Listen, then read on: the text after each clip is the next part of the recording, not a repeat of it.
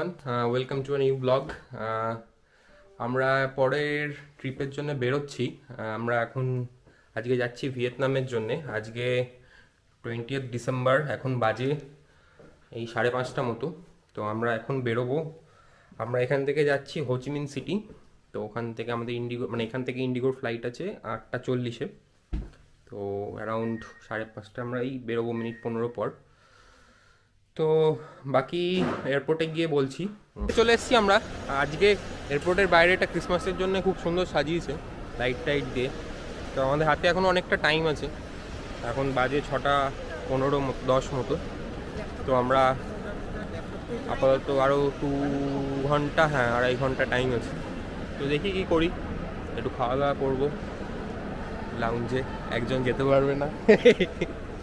হ্যাঁ, আমার কাছে একটা কার্ড আছে, সেটা আমার শুধু একারই অ্যাক্সেস আছে, ওরটা হয়তো হবে না। তো দেখা যাক কী হয়, সেটা করতে হবে। তো এনিওয়ে, আমরা আগেই বললাম আমরা এখান থেকে যাচ্ছি হোচিমিন সিটি। তো আমার যেটা বলার সেটা হচ্ছে, এই ব্লগগুলো হয়তো একটু লেন্দি হবে, কারণ I will try to provide as much as information.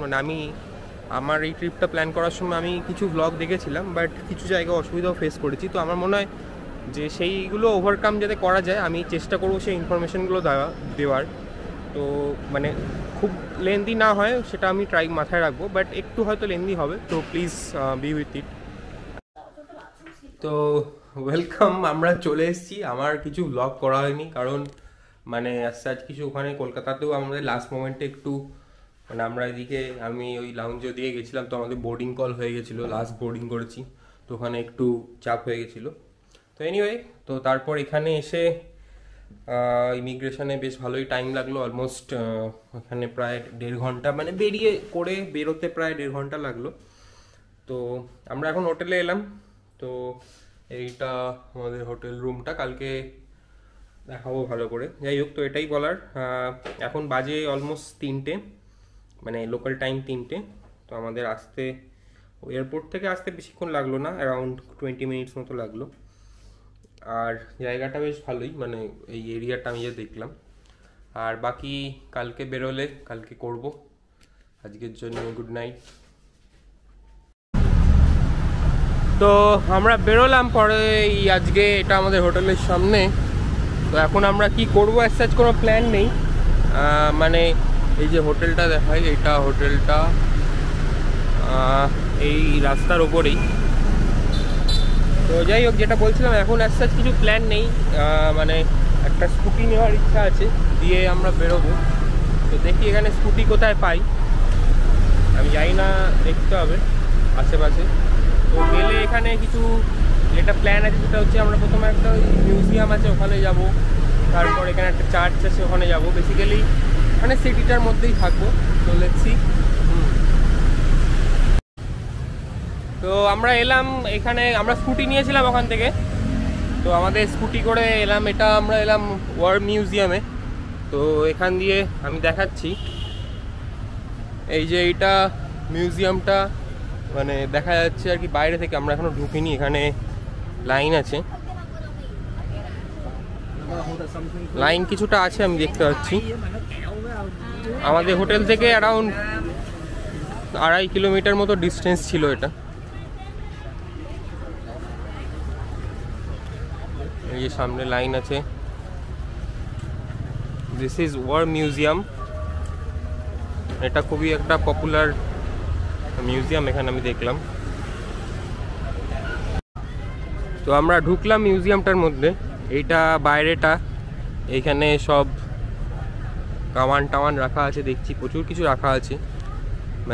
এইগুলো সব ভিয়েতনাম ওয়ার, যদি জেনে থাকেন আপনারা, ভিয়েতনাম ওয়ার যখন হয়েছিল between the communist and the north ভিয়েতনামের লোকেদের মধ্যে, তো সেই জিনিস সেইখানে সেই ওয়ার্ডে ব্যবহার হওয়া জিনিসগুলো সব এখানে রাখা আছে। এখানে এই যে এটা ইউএস এয়ারফোর্স, যেহেতু নর্থ ভিয়েতনাম যেটা ছিল সেখানে ইউএস মিলিটারি তাদের সাথে ছিল। তো এইগুলো সব ইউএস এয়ারফোর্স। ভিয়েতনামের হিস্ট্রিটা যদি তোমরা জানো তাহলে জানবে যে ভিয়েতনামে কমিউনিস্টদের সঙ্গে ইউএস নর্থ ভিয়েতনামে এখানে মিউজিয়ামের ভেতরেও ক্যামেরার খুব একটা রেস্ট্রিকশন নেই আমি দেখছি। তো এই যে মিউজিয়ামটা পুরো ভেতরে, উপরেও যাওয়া যায়, মানে চারিদিকে এখানে কমিউনিস্টদের বিভিন্ন রকম সুভেনিয়ার, মানে মেনলি হোচিমিনকে ফোকাস করে। আর এই যে পুরো উপরে 4 তলায় মিউজিয়ামটা, আমরা উপরে যাচ্ছি এখন।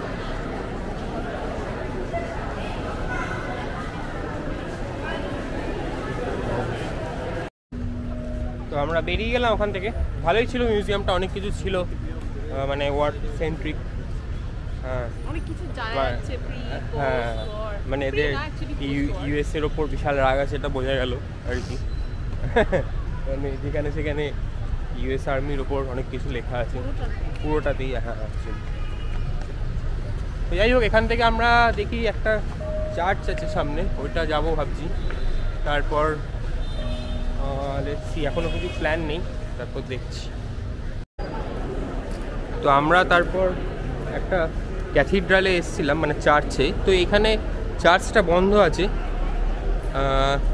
এই যে নট্রেডেম ক্যাথিড্রাল না কিছু একটা নাম ছিল, বাট চার্চটা এখন বন্ধ আছে, মানে আন্ডার কনস্ট্রাকশন। খুব সুন্দর দেখতে ছিল চার্চটা, আমি জানি না এখানে আসছে না মনে হয়। তো তার উল্টো দিকে একটা মার্কেট আছে এখানে, এই মার্কেটটায় ঢুকলাম। ওপরটা আর্কিটেকচারটা খুব সুন্দর, এখানে ট্রি দেওয়া, এখানে মানে বিভিন্ন সুভেনিয়ার শপ টপ এইসব আছে। তো পুরো জায়গাটাতেই এইরকম বিভিন্ন রকম দোকান আছে। দেখি এখান থেকে বেরিয়ে হয়তো আমরা একটু লাঞ্চ ফাঞ্চ করবো, এখনো জানি না। আর এখন এই ক্রিসমাসের জন্য চারিদিকে মানে ক্রিসমাস ট্রি, এই যে আমাদের পেছনেও একটা ক্রিসমাস ট্রি খুব সুন্দর লাগানো আছে।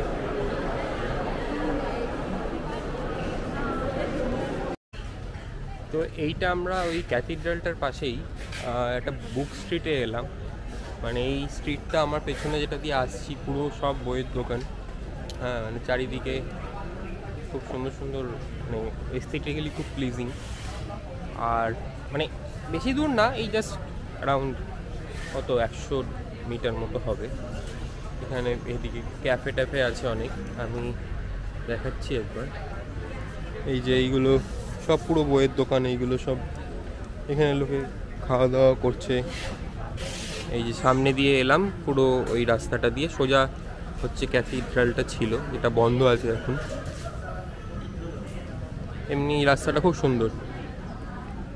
আর ক্রিসমাসের জন্য এখন এত চারিদিকে এই ক্রিসমাস ট্রি এইসবগুলো লাগিয়েছে।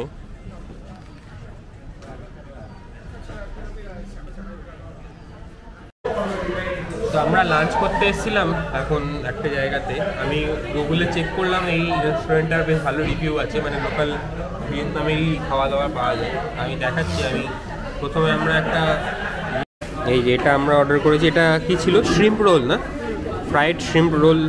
Not fried. ও নট ফ্রাইড। ও যাই হোক, দেখে তো দেখে তো বেশ ভালোই লাগছে, দেখা যাক। আর এইটা রেস্টুরেন্টটা আর করেছি ভিয়েতনামিজ, কী ছিল, শ্রিম্প ফ্রাইড রাইস আর একটা চিকেনের আইটেম। দেখা যাক কেমন হয়। আমাদের পরের খাবারগুলো দিয়ে গেল। এইটা একটা চিকেনের ডিশ, আমি এটা গ্রেভি আইটেম ভেবেছি অর্ডার করেছিলাম, বাট এটা অ্যাকচুয়ালি না, দেখছি তাতে এই রাইসটা আছে। রাইসটা তো আমার খেতে খুব ভালো লাগছে। এটাও খেতে ভালো, কিন্তু একটু ব্লান্ট আছে টেস্টটা, একটু সল্ট অ্যান্ড পেপার অ্যাড করলে ভালো লাগবে। এটার সাথে একটা রাইসও দিয়েছে, তারপর একটা স্যুপও দিয়েছে। তো দেখি কেমন লাগছে খেয়ে পুরো ব্যাপারটা। সেদিন রাতে আমরা গেছিলাম বুনভিয়েন ওয়াকিং স্ট্রিটে। তো এটা প্রচণ্ড হ্যাপিনিং একটা জায়গা ছিল, চারিদিকে লাউড মিউজিক, লাইটস ছিল। তো এখানে একটা জিনিস বলার, যারা হোচিমিন সিটিতে থাকবেন চেষ্টা করুন ডিস্ট্রিক্ট 1-এ থাকার, কারণ ডিস্ট্রিক্ট 1 থেকে সমস্ত পয়েন্ট অফ অ্যাট্রাকশনের ডিস্টেন্সগুলো অ্যারাউন্ড 4 to 5 কিলোমিটার রেডিয়াসের মধ্যে পড়ে। তো আমরা যে হোটেলটা ছিলাম সেই হোটেলটা ভাড়া নিয়েছিল অ্যারাউন্ড 2200 টাকা মতো। তো হোটেলটা খুবই ভালো ছিল, রুমগুলো একটু ছোট হলেও মানে সার্ভিস খুব টপ নচ ছিল। আর এটা আমাদের ব্রেকফাস্ট ইনক্লুডেড ছিল, ব্রেকফাস্টটাও খুবই ভালো ছিল। তো এইভাবেই হোচিমিন সিটিতে আমাদের ফার্স্ট ডেটা কাটলো। তো একটু টায়ার্ড ছিলাম, তাই রাতে তাড়াতাড়ি শুয়ে পড়েছিলাম। পরের দিন আমাদের কুচি টানেলসের একটা ট্রিপ ছিল, সেটা নেক্সট ব্লগে আমরা দেখাবো।